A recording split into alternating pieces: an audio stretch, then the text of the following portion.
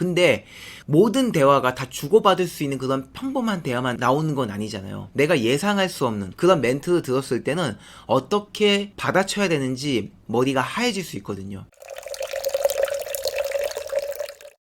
오늘 이야기할 내용은 우리가 대화를 나눌 때 매력적인 대화가 무엇인가, 매력 있는 대화란 무엇인가에 대해서 좀 얘기를 해볼 건데, 대단히 이론적인 얘기와 뭔가 심리적으로 깊게 파고들어서 뭐 원리와 이런 것들을 이야기할 건 아닙니다. 그냥 즉각적으로 여러분들이 써먹을 수 있을 만한 그런 이야기를 좀 나눠볼 거예요. 예시를 통해서 이런 느낌이 드는구나, 그럼 나도 요 예시를 잘 빌려다가 나중에 비슷한 상황이 왔을 때 좀 써먹어보자 라는 취지로 좀 짧게 이야기를 좀 나눠볼 거예요. 안녕. 실질적인 어떤 멘트를 던져야 되는지 이렇게 궁금하실 분들을 위해 준비한 예시입니다. 자, 오늘 본 소르지옥 내용 중에서 융재하고 서은이 서로 천국도에서 두 번째 데이트를 즐겨요. 같이 왔었던 전례가 있어서 그런지 훨씬 더 편하게 데이트를 즐기거든요. 거기다가 둘 사이가 이제 마음을 확인하고 매칭이 된 사이이기 때문에 이런 매력들이 잘 뿜어져 나오는 것 같았어요. 이런 매력적인 대화를 통해서 상대방의 감정을 좀 자극할 수 있으면 좋을 것 같아요. 당연히 친하고 나서 써도 되는 거예요. 근데 친하지 않아도 충분히 써먹을 수 있다고 생각을 해서 준비를 좀 해왔어요. 거기서 이제 융재와 서은이 메론을 먹으면서 대화를 나누거든요.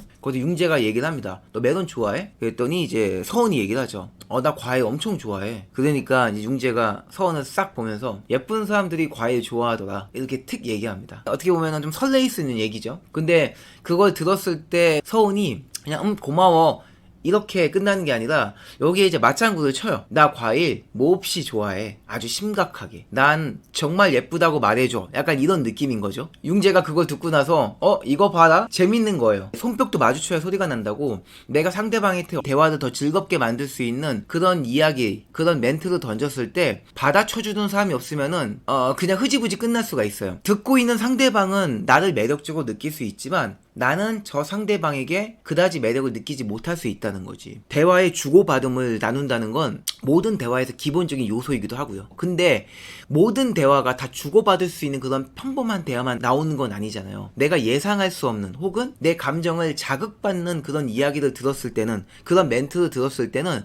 어떻게 받아쳐야 되는지 머리가 하얘질 수 있거든요. 근데 받아친다는 거는 상대방의 그 멘트에 매력을 느꼈다, 즐거웠다라는 것들을 보여주는 하나의 경청이 되기도 하고요, 리액션이 되기도 한다는 거죠. 자, 그래서 이제 서은이 나 과일 몹시 좋아해 하면서 이 분위기를 즐깁니다. 융재는 당연히 몹시 예쁜가 보네 그럼 이렇게 얘기를 해줘요. 여기서 융재도 분위기가 편하고 자기의 이런 장난을 상대방이 받아쳐주니까 더 기세가 등등해져서 나도 과일 좋아하는데, 여기서 이제 서은이도 그래? 너도 예쁘네 이렇게 얘기를 해주는 거예요. 또 맞장구를 쳐줍니다. 대화가 잘 통하는 사람을 원한다라는 거는 바로 이런 것들을 원하는 거거든요.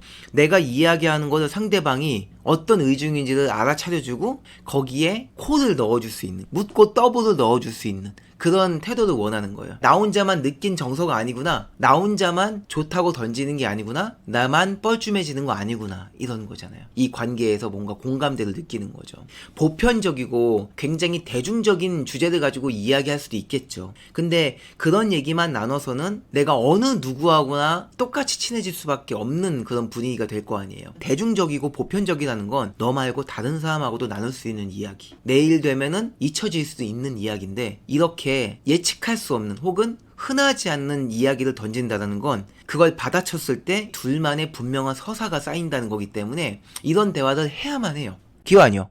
또 다른 예시를 얘기해 볼까요? 이런 예시도 나쁘지 않죠. A와 B가 데이트를 나왔는데 날씨가 춥고 눈이 오는 거예요. A가 이렇게 얘기를 합니다. 오늘 날씨 되게 좋았으면 했는데 눈이 오네. 어떡하지? 아쉽다. 저 상황을 받아친다면 괜찮아, 눈 오니까 더 분위기 있고 좋은걸? 이렇게 얘기할 수도 있다는 거죠. 이 대화의 분위기를 좀 더 긍정적으로 변화시킴으로써 눈이 와서 아쉽다라는 감정을 눈이 와서 오히려 더 잘됐다라는 감정으로 바꿔줄 수도 있는 거잖아요. 꼭 상대방이 좋은 감정을 던졌을 때 리액션을 하는 것만이 받아치는 건 아니라고 생각해요.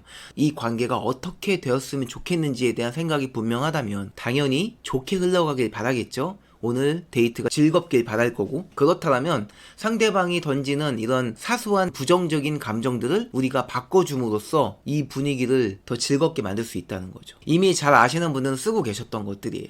잘 모르셨던 분들은 이런 것들 접목해 보시면 되게 좋을 것 같아요. 상대방이 나한테 던지는 칭찬이나 혹은 장난을 크게 확장시켜서 더 많은 티키타카를, 더 깊은 티키타카를 이루는 방법과, 상대방이 어떤 상황에서 부정적인 감정을 느꼈을 때 긍정적인 방식으로 상황을 변주해 줌으로써 상대방의 감정을 좀 바꿔보는 거죠. 이게 두 가지를 현실에서 잘 써먹어 보시면 좋을 것 같아요. 미세먼지가 많으면요.